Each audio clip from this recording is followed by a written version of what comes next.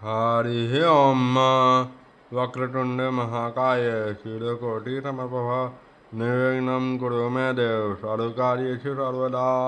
प्रिय दर्शकों नमस्कार, मैं पंडित विश्रांत शर्मा ज्योतिषाचार्य आज के वीडियो में आपका हार्दिक स्वागत करता हूँ।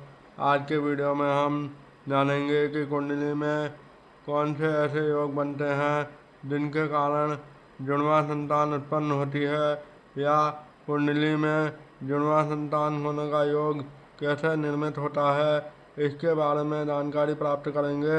वीडियो अच्छा लगे तो लाइक करें, चैनल को सब्सक्राइब करें और ज़्यादा से ज़्यादा लोगों से शेयर करें।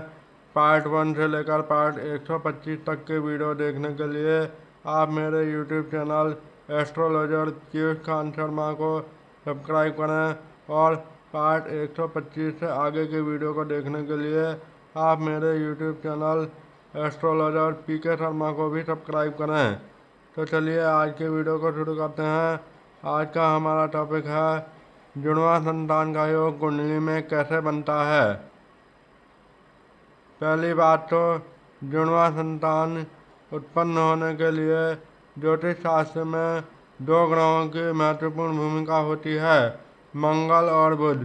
क्योंकि मंगल जो है भाई बहनों का कारक ग्रह माना गया है ज्योतिष शास्त्र में, और बुध ग्रह को नपुंसक ग्रह माना गया है, और यह बुध ग्रह बंधु बांधवों का कारक है। इस प्रकार से ज्योतिष शास्त्र में जुड़वा संतान के योग के लिए मंगल और बुध इन दोनों ग्रहों की महत्वपूर्ण भूमिका होती है। अब इन दोनों ग्रहों की ऐसी कौन कौन सी स्थितियाँ होती हैं कुंडली में, दोनों की कुंडली में, पति और पत्नी दोनों की कुंडली में, जिसके कारण से जुड़वा संतान होने के योग बनते हैं, आइए जानते हैं। इसके लिए चार मुख्य बातें निम्न हैं। पहली बात तो यह है कि पंचम भाव का मंगल और बुध का संबंध किसी न किसी तरह से पंचम भाव से होना चाहिए, क्योंकि पंचम भाव जो है संतान का कारक माना गया है, संतान उत्पत्ति में महत्वपूर्ण भूमिका निभाता है।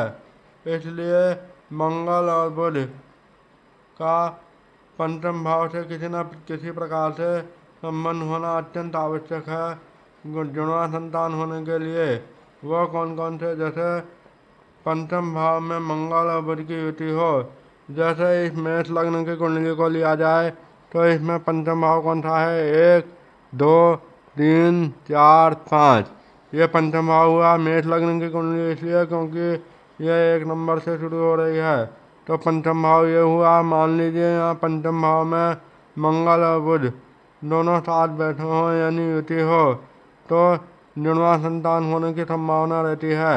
इसी प्रकार से दूसरी शर्त यह होती है, दूसरा बिंदु यह है एकादश भाव में मंगल और बुध की युति हो।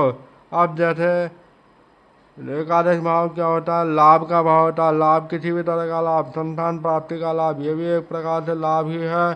तो यदि मंगल और बुध की युति जैसे यहाँ पंचम भाव में है, अगर ये युति यहाँ एकादश भाव कौन था, 1 2 3 4 5 6 7 8 9 10 11, ये 11वां भाव है। यहाँ पर अगर मंगल और बुध की युति हो तो भी जुड़वा संतान होने की संभावना ज़्यादा रहती है।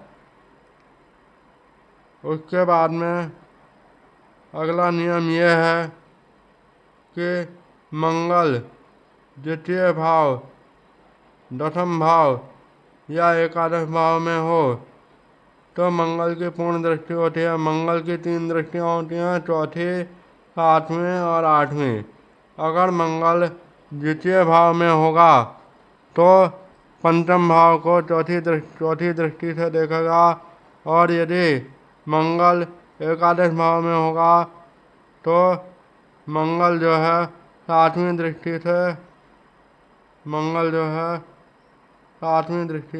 की कौन सी दृष्टि होगी, 1 2 3 4 5 6 और ये 7। यदि एकादश भाव में मंगल होगा तो मंगल 7वीं दृष्टि से पंचम भाव को देखेगा।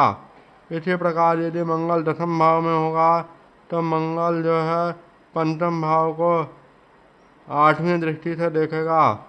तो यदि मंगल द्वितीय, एकादश या दशम भाव में हो और तो उसकी दृष्टि पंचम भाव पर पड़ेगी। और पंचम भाव में बुध होना अत्यंत आवश्यक है।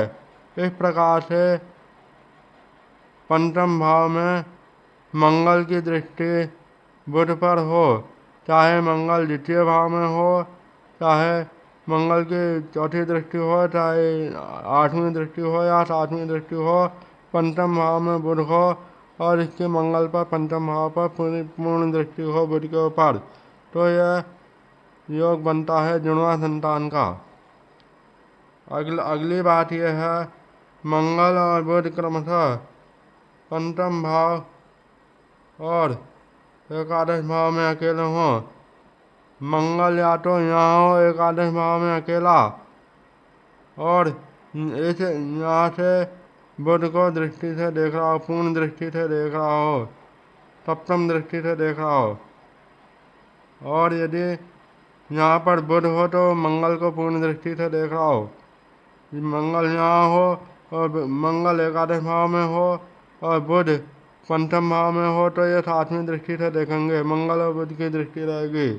इसी तरह से बुध अगर एकादश भाव में होगा, मंगल पंचम भाव में होगा, तब भी दोनों की पूर्ण दृष्टि रहेगी, 7वीं दृष्टि। तो ऐसी स्थिति में भी जुड़वा संतान होने की संभावना सर्वाधिक रहती है। इसके अलावा एक बात और बताना चाहेंगे, ये जुड़वा संतान कोई भी हो सकता है। 2 लड़के भी हो सकते हैं, 2 लड़कियां भी हो सकती हैं और 1 लड़का 1 लड़की भी हो सकते हैं।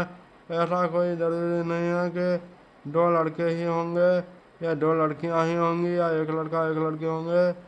कोई भी हो सकता है, यहाँ सिर्फ जुड़वा की बात कही गई है। आशा करता हूँ ये वीडियो आपको पसंद आया होगा और अच्छा लगे तो लाइक करें, चैनल को सब्सक्राइब करें और तब मिलते हैं अगले वीडियो में। तब तक के लिए नमस्कार, जय श्री कृष्णा।